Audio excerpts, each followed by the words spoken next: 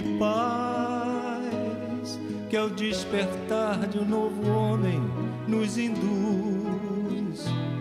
Te conclama, irmão, de última hora, a ingressar nesta seara de luz. Te conclama, irmão, de última hora, é agora. Boa noite a todos. Que a paz do Senhor Jesus esteja nesse ambiente, esteja em nossos corações nessa noite, e que todo o conteúdo que a gente receber nessa noite, que ele possa ser significativo na nossa vida, nessa nossa trajetória, que possa ser importante, que possa nos auxiliar para que a gente aproveite melhor essa oportunidade que a gente está tendo. Eu nunca me imaginei fazendo o estudo de uma parábola, porque as parábolas, elas têm todo um sentido figurado, né? A gente precisa estudar, a gente precisa ter um conhecimento até do momento em que ela foi contada pelo Cristo, daquela linguagem, daquela cultura, porque por detrás daquelas palavras existe todo um contexto, e que esse contexto muitas vezes não é o contexto, o nosso contexto, não é o nosso contexto atual, e ele usava dos hábitos da época, das situações da época, criava aquela história, mas, na verdade, todo o sentido era um sentido espiritual, um sentido que transcende a matéria. Daí também a grande dificuldade de entendimento, porque se nós ficarmos presos à letra, nós não vamos conseguir realmente entender. Principalmente essa, que é a parábola do festim das bodas ou do banquete de núpcias. Essa em especial eu lia, relia e não concluía muita coisa, porque vocês vão ver que se a gente levar ao pé da letra, não dá para entender. E ele inicia, Kardec coloca essa parábola iniciando o capítulo 18 do Evangelho. Muitos os chamados, poucos escolhidos. Então ele começa com essa parábola. E essa parábola vai falar de um casamento, né? Onde o rei, depois a gente vai ler para a gente não perder o sentido, mas o rei faz um convite para o casamento do seu filho, das bodas, e todos os convidados recusam, ignoram aquele convite.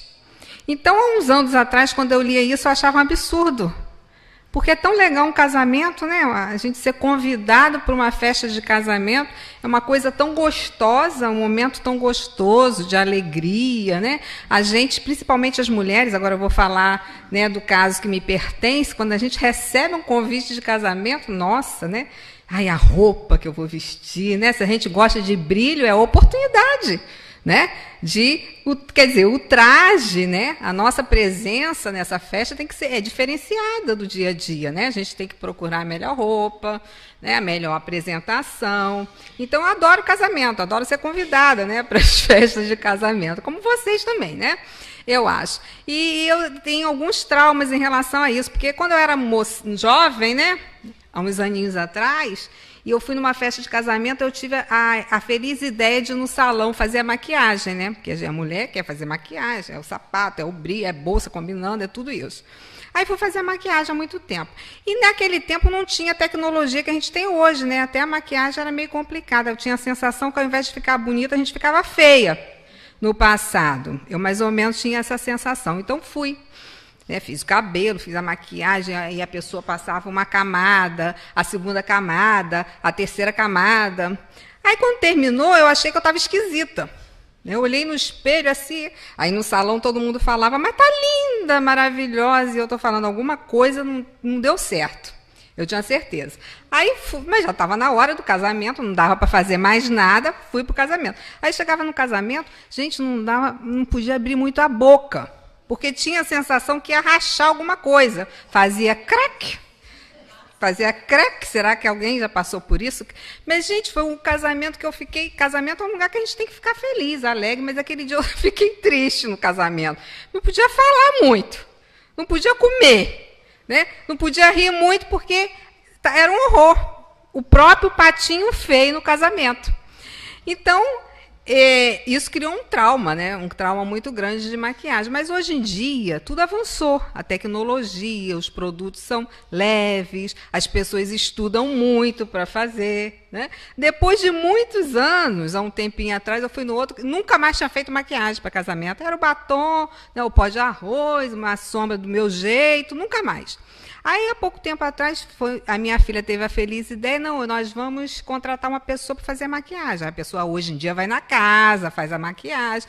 Aí eu fico curiosa, né? Falei, acho que eu também quero me maquiar.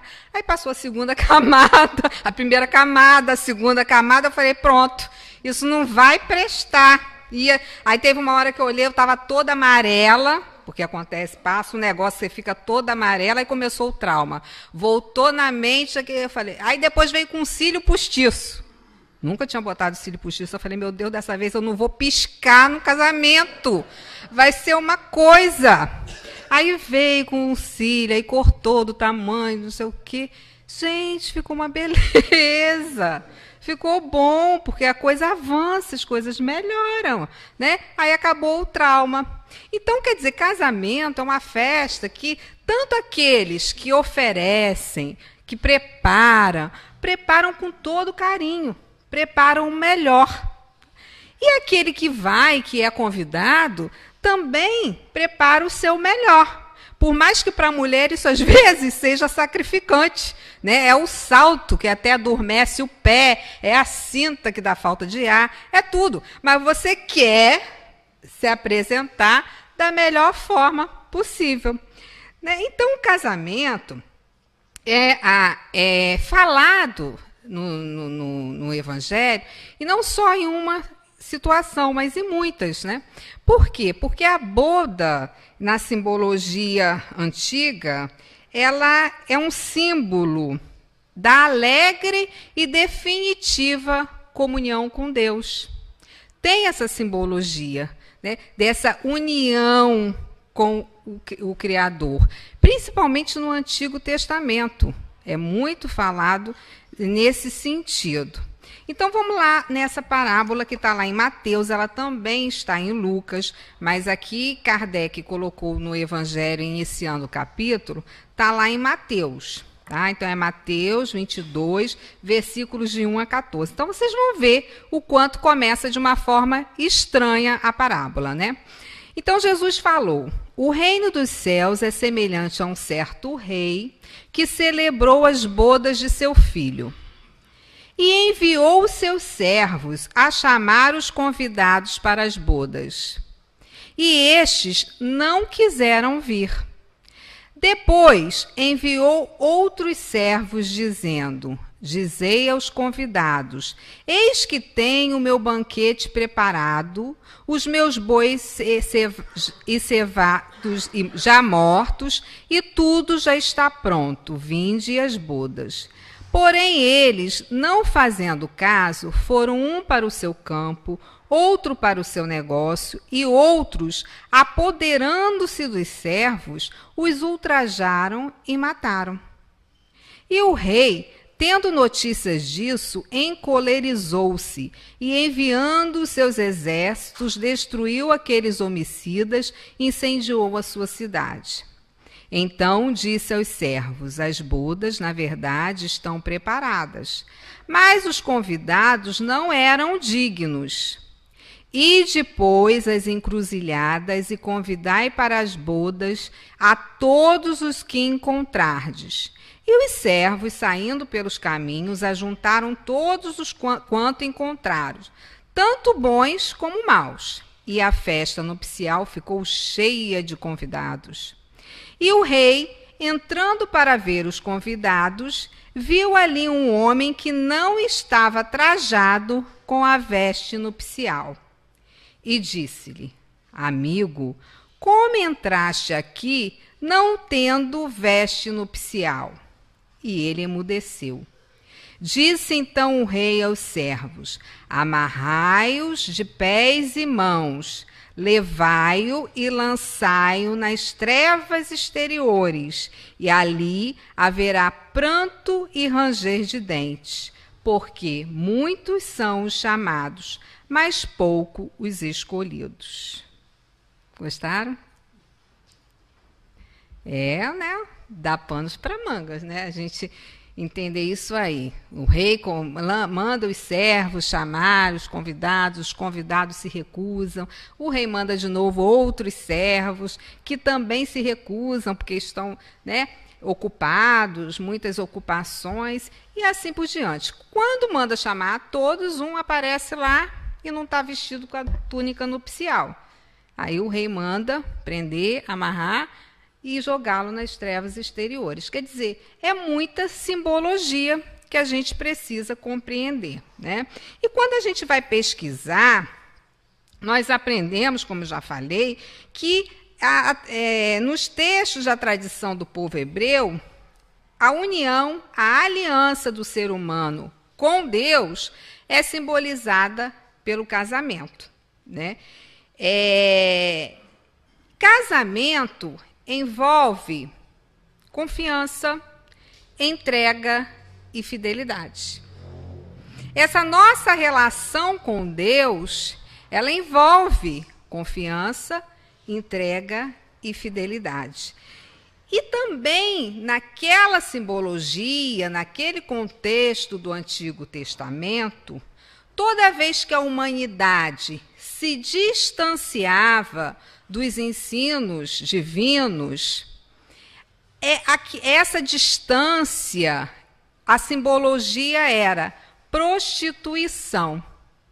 Nada no sentido, né, sexual, mas no sentido que o distanciamento das leis de Deus, que, né, era essa desarmonia, essa distância, era designada como a prostituição. Tanto que em outra parábola do filho pródigo, quando ele deixa a casa do pai e vai gastar todos os seus haveres, se distancia, cai no mundo e vai gastar todos os seus haveres, o texto narra, vai gastar seus haveres com prostitutas. Mas não é bem esse sentido. O sentido é que ele se distanciou das leis de Deus. Então, é esse sentido de prostituição, quando a gente se afasta do caminho.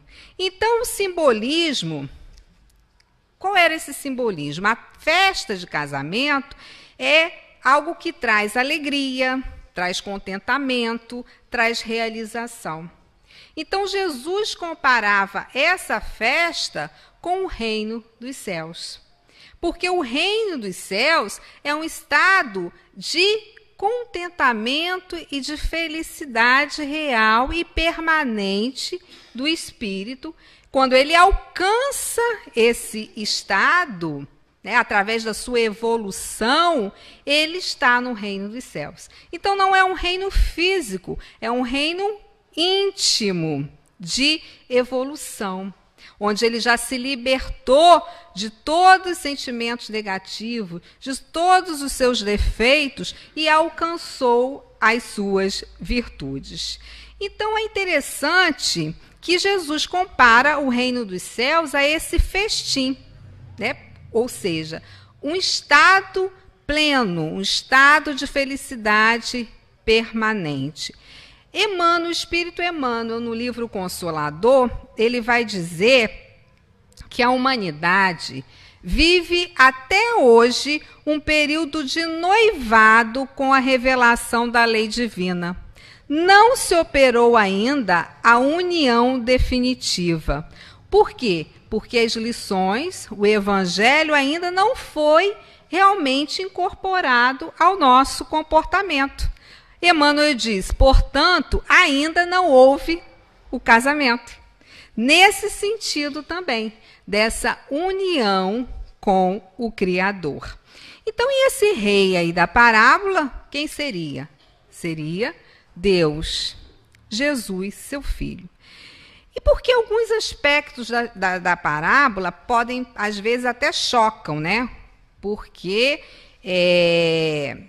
há, às vezes, uma aparente violência, né? na citação.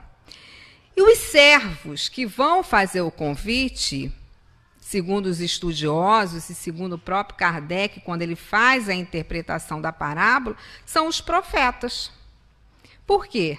Porque foram os profetas que vieram a fazer o convite, a trazer a mensagem, né, para que se estabelecesse os conteúdos que realmente libertam e nos aproximasse, então, do Criador. Mas as suas palavras quase não foram escutadas, não é isso? Muitos daqueles que tiveram esse papel de convidar, de trazer a mensagem, foram, inclusive, massacrados, humilhados.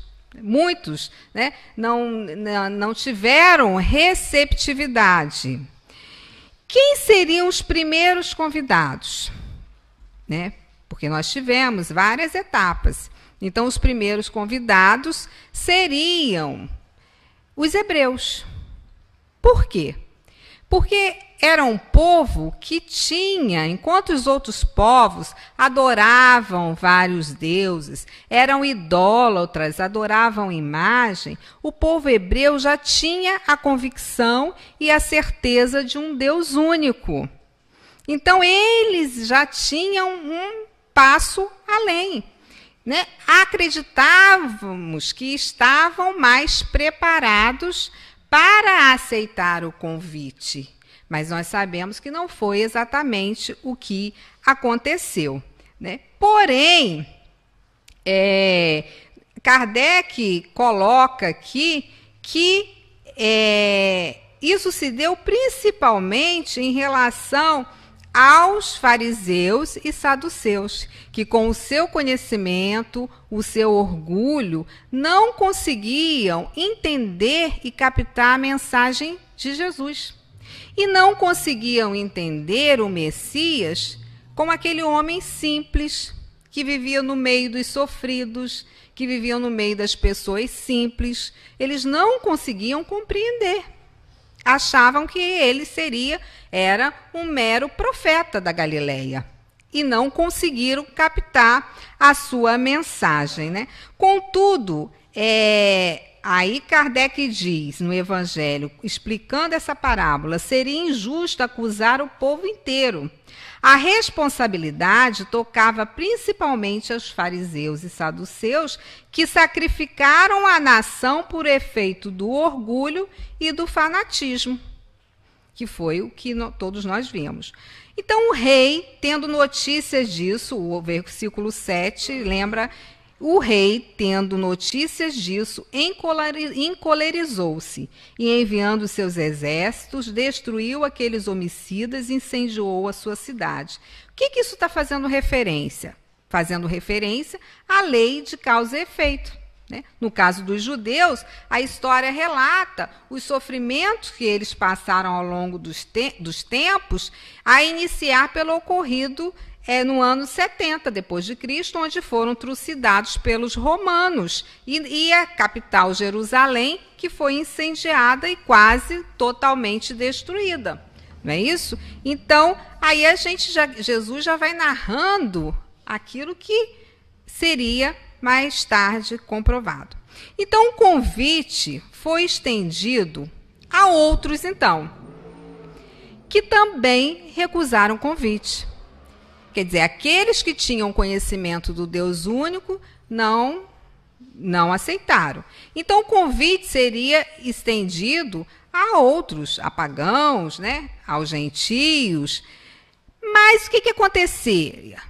Todos estavam muito ocupados, iam para os seus campos e não deram nenhuma resposta positiva. Né? Negligenciaram aquele convite. E é isso aí, a gente entende que a humanidade, ainda muito voltada para as coisas materiais, não tem tempo de se dedicar às coisas do espírito, não acha que é importante, não se preocupa com as coisas do espírito. Então, mas Deus, que é fiel à humanidade, ele vai e ele estendeu o convite a todos, a bons, a maus, a todos que estavam na encruzilhada, quer dizer, pelos caminhos, né? E aí os discípulos teriam, depois da passagem do Cristo, teriam a responsabilidade de continuar o convite. E Paulo de Tarso teve a grande responsabilidade de estender o convite aos pagãos, aos gentios, de tornar todos os ensinamentos de Jesus, que eram ensinamentos para o mundo todo, de torná-los os ensinos universais. Por quê? Porque assim, porque como o próprio Cristo falou, é da vontade de meu Pai que nenhuma das minhas ovelhas se percam. Então, a oportunidade chegaria a todos. O seu convite seria estendido a todos. E Jesus informa ainda que a palavra ia ser pregada a todos. E a todos que acolhessem seriam admitidos nesse festim em lugar dos primeiros convidados. E aí a gente observa que muitos chegaram para o banquete, para sentar-se à mesa. E o rei observou que um não vestia a túnica nupcial. E se ele não vestia a túnica nupcial, não poderia permanecer nesse banquete. Qual é a analogia? Que para participar do banquete, para participar do reino dos céus, é preciso sim ter uma túnica nupcial. Mas que túnica seria essa? Que túnica seria essa, né? Seria a pureza de coração. Essa pureza de coração que nós vamos desenvolvendo não em uma única existência, mas em muitas. Em várias encarnações, nós estamos tendo a oportunidade de desenvolver, de nos tornarmos bons, de nos tornarmos puros, né? Então, essa túnica é o símbolo da pureza que cada um de nós vai desenvolver na sua jornada evolutiva.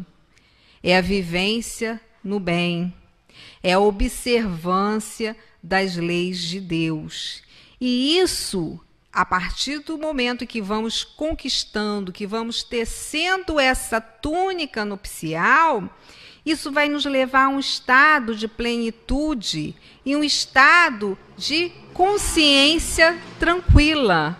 E isso representa a felicidade.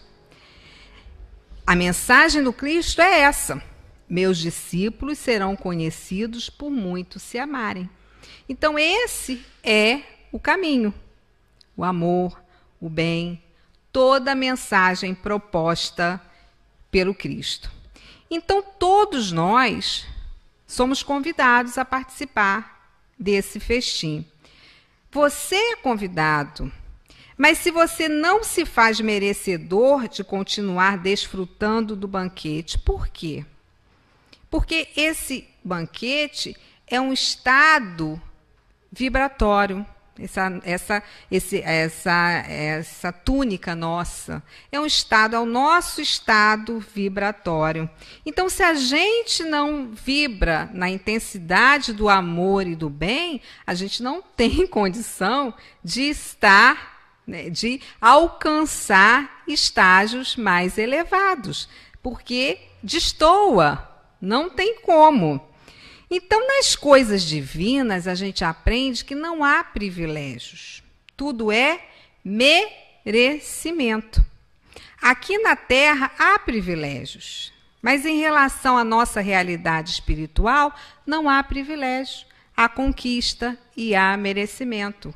Por exemplo, aqui na Terra eu posso ter feito um curso, me preparado, tenho várias línguas e estou buscando um emprego. Tenho todos os requisitos para preencher aquele emprego.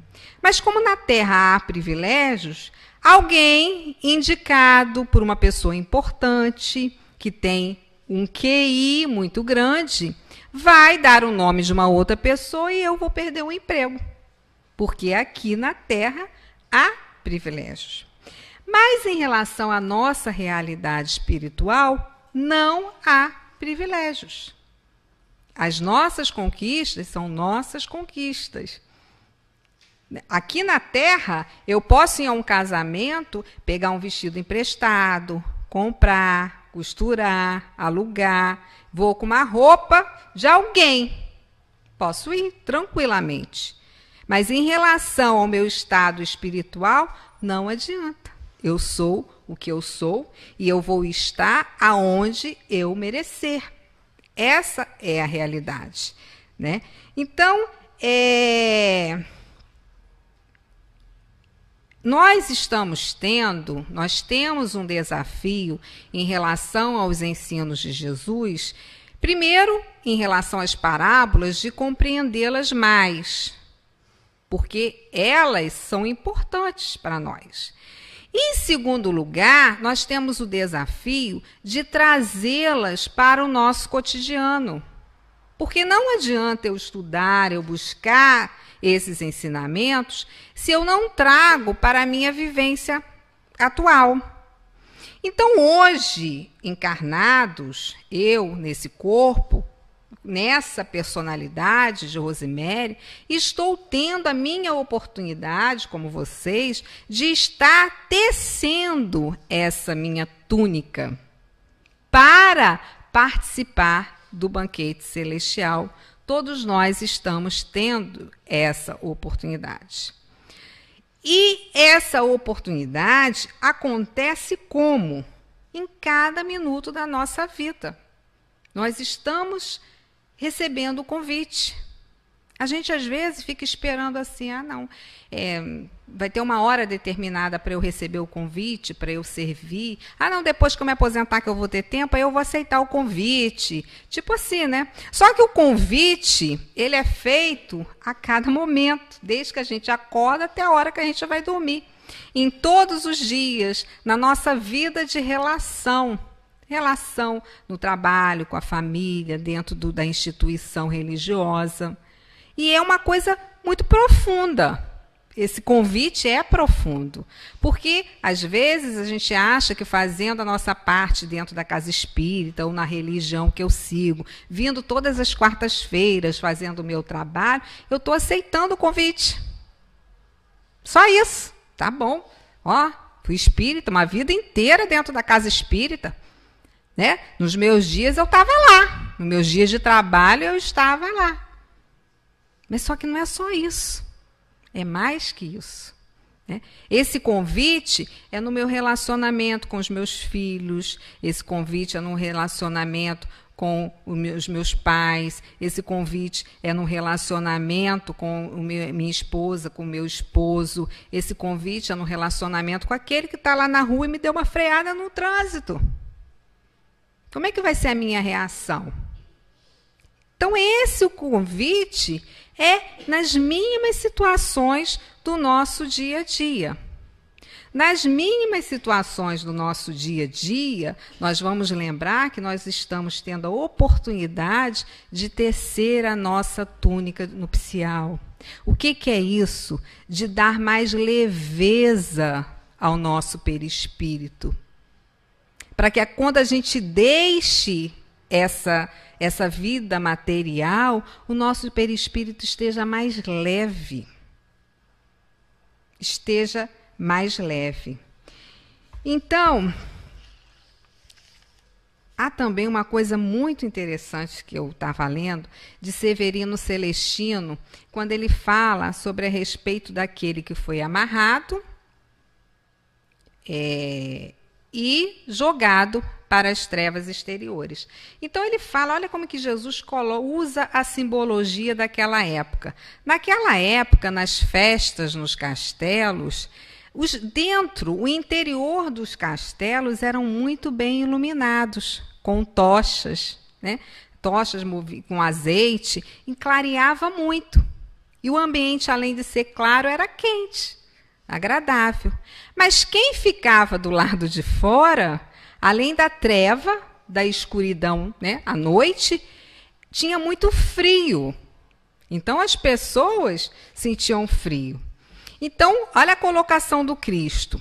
Quem realmente não está em condição, quem ainda não tece essa túnica nupcial, tem como consequência o choro, o sofrimento, porque as suas escolhas são equivocadas.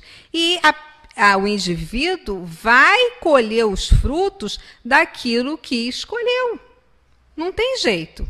Então, o sofrimento é consequência daquilo que nós escolhemos, daquilo que nós semeamos em algum momento em nossas vidas. Então, é interessante essa analogia. Então, enquanto nós não nos prepararmos para o banquete, nós sofreremos.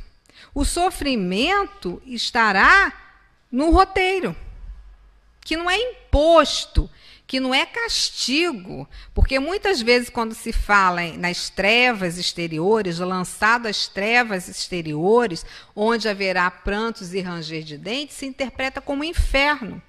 Mas não é isso. Isso tudo representa a consequência das nossas escolhas equivocadas, que geram a dor, que geram o sofrimento, que geram a culpa, que geram a solidão, que geram uma série de sentimentos que nos fazem sofrer. Então, nós vamos lembrar, todos vocês devem ter lido, né, o livro Nosso Lar, que da obra de André Luiz é o mais lido, não é isso? E no capítulo 2 do livro Nosso Lar, a gente vai ver que André Luiz se encontrava em muito sofrimento. Foi médico na Terra, teve sua vida normal na Terra, muito ocupado com a profissão. Anos afinco da sua existência na Terra, sem nunca se preocupar com as coisas espirituais. E a gente sabe que quando a gente se ocupa muito com as coisas materiais, não há tempo, não sobra tempo para a gente se preocupar com as coisas espirituais.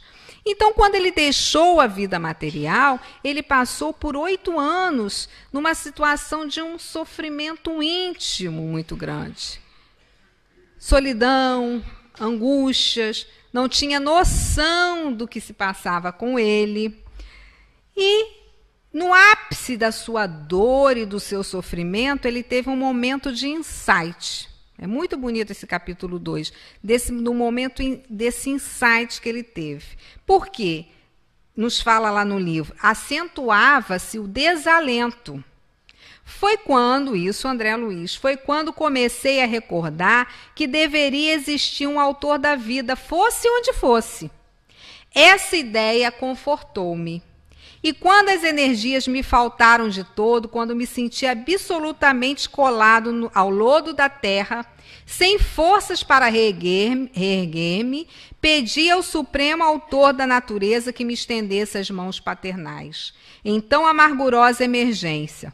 Quanto tempo durou aquela rogativa? Quantas horas que me consagrei à súplica de mãos postas imitando a criança aflita?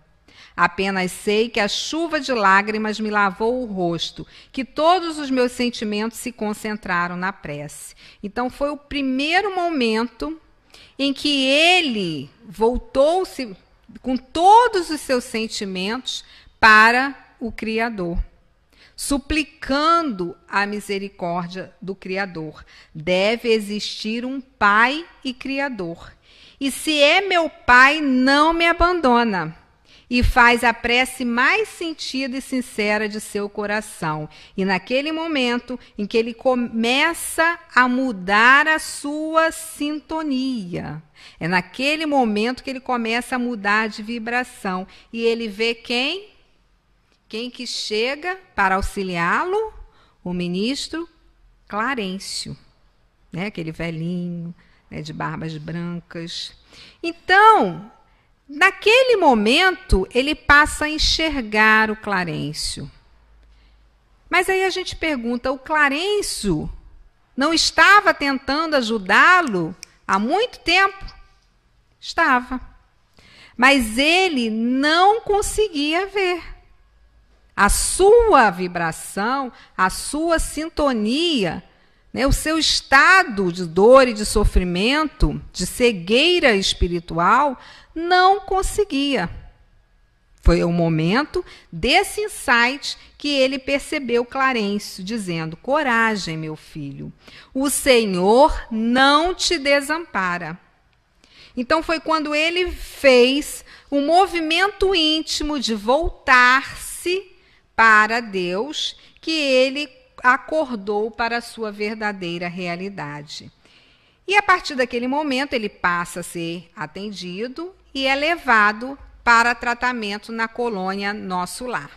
Aí a gente vai observando que a cada dia ele vai aprendendo mais coisa, vai tomando posse tomando consciência da sua realidade espiritual e tudo que lhe acontecia. E no capítulo 15, também é um capítulo emocionante, quando Lísias chega para ele e diz assim: adivinhe quem chegou à sua procura?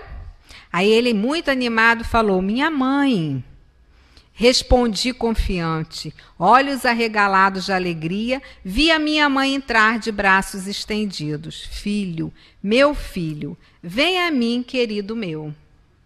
E se abraçaram, transbordando de alegria. Em um certo momento, ele pergunta para a mãe: e o meu pai? Por que não veio com a senhora? Tem notícias dele? E o que a mãe vai responder? Ah, teu pai, há 12 anos que está numa zona de trevas compactas no umbral. Eu o visito constantemente, porém, ele não percebe a minha presença espiritual, nem a assistência desvelada de outros amigos nossos. Seu potencial vibratório é ainda muito baixo. Então, os espíritos que estão distanciados ainda da lei de Deus, que estão distantes, como é que é o padrão vibratório? Ela nos narra que ainda é muito baixo. Por mais que recebam ajuda, porque recebem o tempo todo. Quantas vezes aqui a mãe do Clarencio estava indo, né? Outros espíritos estavam indo e ele não conseguia perceber, devido ao seu potencial vibratório. Observam a prostituição, a distância das leis divinas. Então, meus irmãos, se fazer escolhido é fundamental, porque todos nós somos convidados. Mas muitas vezes nós não aceitamos o convite ou nós não nos preparamos para participar do banquete. O espírito Joana de Ângeles, no livro Jesus e o Evangelho, à luz da psicologia profunda, fala assim: em análise psicológica profunda, o escolhido é aquele que consegue o triunfo sobre a sua inferioridade moral, entregando-se com fidelidade à opção realizada, que o compensa interiormente com alegria no bem que esculpe nos sentimentos. É o esforço, é aquele que consegue, que luta para melhorar. E como a gente falou no início, nós não teceremos essa nossa túnica numa única existência. Não vai ser assim. Mas no momento em que a gente desperta que a gente tem um insight e a gente começa a buscar, a gente começa a lutar, a gente começa a voltar para o nosso interior e buscar quem sou eu, o que faço aqui, o que posso melhorar, porque sofro. Qual o objetivo da vida, da existência? E a gente começa a buscar o verdadeiro sentido da nossa existência, e a gente se volta para o Criador, aí começa esse processo de confiança em Deus, esse processo de entrega e de fidelidade, que a gente vai tecendo, que a gente vai adquirindo, porque Deus é sempre fiel para com todos nós, para conosco, sempre fiel, sempre oferecendo as oportunidades para a mudança, sempre enviando os seus servos a fazer o convite, sempre fiel. Nós ainda não somos. Nós ainda não efetivamos esse casamento, essa relação. Quando há uns anos atrás, quando eu lecionava, ia dar prova, eu achava muito engraçado, porque os alunos, eles não estudavam, na maioria, não é isso? E no finalzinho de todas as provas, eles colocavam assim, Deus é fiel. Que a gente repete isso vira um clichê, né? Deus é fiel, Deus é fiel, Deus é fiel. Quer dizer, eu acho que a intenção devia ser emocionar a professora, como Deus é fiel, a professora ia facilitar alguma coisa. Aí eu escrevia, eu sei disso. Eu sei disso. Né? Também acho, né? Deus é fiel, mas nós não somos. Né? Porque estudar é para minha melhoria. Eu não consigo nem ser fiel comigo mesmo. Né? Se eu não buscar mudar, se eu não buscar melhorar. Né? Então, a gente precisa desse entendimento. Né? E essa necessidade, essa clareza dessa nossa oportunidade encarnatória, que é uma bênção. Por mais que estejamos enfrentando dificuldades, né, por mais que a trajetória pareça cheia de espinhos, mas é a bênção, é o momento em que estamos traçando essa nossa túnica, esse traje nupcial, para alcançarmos mais adiante a felicidade, de fazermos um hoje mais leve, porque se fizermos, o futuro será mais leve. Então, 2 compositores que eu acho que inspiradíssimos escreveram uma letra que eu amo, que eu acho que fala muito profundo ao nosso coração, e eu trouxe algumas estrofes para a nossa reflexão, para que a gente entenda que nós precisamos nos movimentar, buscando o bem, buscando o entendimento das lições do Cristo, não apenas achando bonito e interessante, mas que são necessárias para a nossa melhoria e para a nossa felicidade. Então eles dizem assim: ando devagar, porque já tive pressa, e levo esse sorriso porque já chorei demais. Hoje me sinto mais forte, mais feliz, quem sabe, só levo a certeza de que muito pouco sei, ou nada sei.